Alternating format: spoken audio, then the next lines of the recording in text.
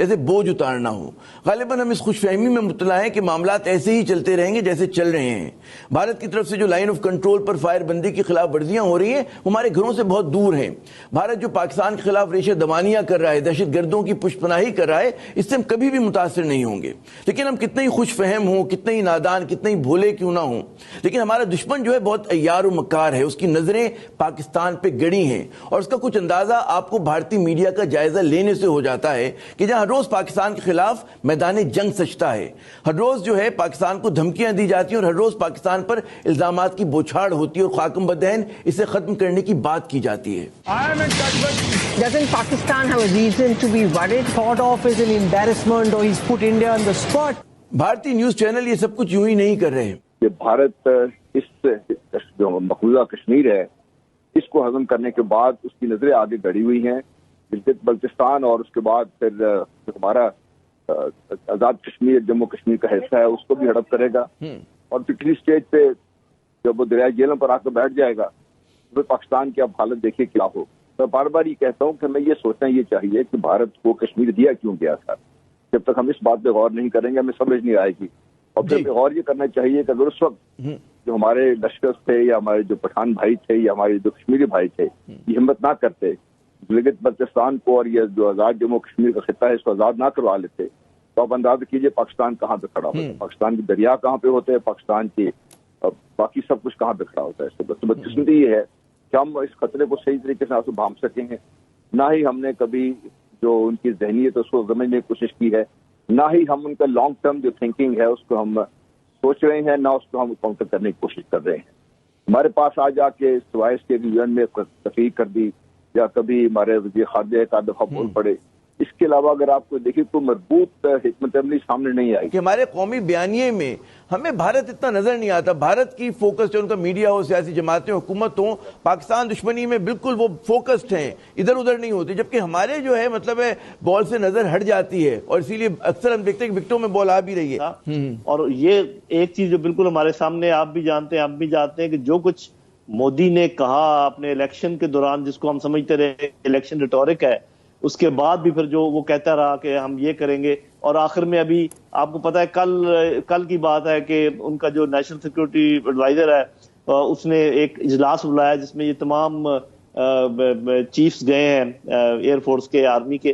یہ وہ خبریں ہیں جو سامنے لانی چاہیے تاکہ پتہ چلے کہ بھئی ادھر ہو کیا رہا ہے. یہ جو آپ نے بڑا اہم بتایا کہ جی ہم لوگ ہمارا میڈیا جو ہے مطلب بتانا پسند نہیں کرتا, کیا وجہ ہے؟ میں چاہوں گا آپ اس پہ روشنی ڈالیں, پھر میں چلتا ہوں قمر چیمہ صاحب کی طرف. کیا وجہ ہے, کیوں نہیں ہمارے یہاں جو ہے, یہ نہیں کہ جب ایسے آپ جیسے ذہن بیٹھے ہوئے ہیں ہر لیول پہ, ہمارے فوج میں بھی ہیں, سول بیوروکریسی میں بھی ہیں, میڈیا میں بھی, کیوں ہم نہیں کر پا رہے؟ جی میرا خیال ہے کہ ایک تو ادراک کی کمی ہے میڈیا میں. میں یہ کہوں گا کہ جو میڈیا کو چلانے والے ہیں یا میڈیا کے جو اینکرز ہیں ان میں جو اسٹریٹجک تھاٹ پروسیس ہے وہ لوگ کم ہیں. زیادہ تر دو قسم کے لوگ زیادہ پائے جاتے ہیں. ایک تو وہ جو پولیٹیکل ریشہ دوانیوں میں بڑے ماہر ہیں, ان کو سب پتا ہے کہ آج چونکہ چودھری صاحب کی ان سے ملاقات ہوئی تو اس کا یہ مطلب ہے پنجاب میں کچھ ہونے والا ہے, آج وہ سندھ کے انہوں نے یہ کہا اور ہم نے یہ کہا, جس کا مطلب ہے کہ سندھ اور سینٹر کی آپس میں بنتی نہیں ہے. ان کو وہ بنیاد بناتے ہیں. ان کو چاہیے کہ ایسے لوگوں کو لے کر آئیں جنہوں نے کوئی ماسٹرز کیا ہو انٹرنیشنل ریلیشنز میں, جن کو پتا ہو کہ ملٹری اسٹریٹجی کیا ہوتی ہے, انہوں نے کوئی اس کے اوپر تحقیق کی ہو.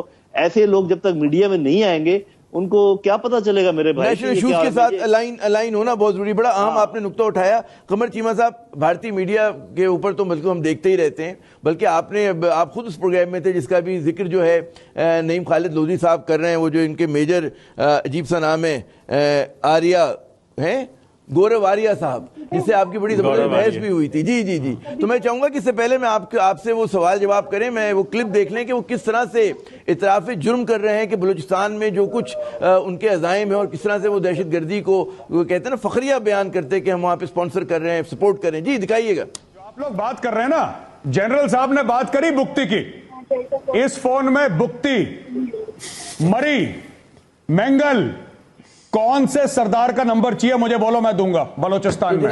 آپ نے دیکھا کہ ان کے فون میں یہ تو ایک کہتے ہیں نا ریٹائرڈ میجر ہیں, ان کے جو سرونگ لوگ ہوں گے پتہ نہیں کس کس کے نمبر ہوں گے، کیا ہوں گے، پتہ نہیں وہ بلف کر رہے ہیں ہم لوگوں کو. تو یہ مجھے تو چیمہ صاحب یہ بتائیے، میڈیا پہ تو پہلے بات کرتے ہیں کہ یہ اس طرح کا، یعنی کہ آپ کی آواز ہمیں سنائی نہیں دے رہی تھی، صرف ان کی آواز سنائی دے رہی تھی.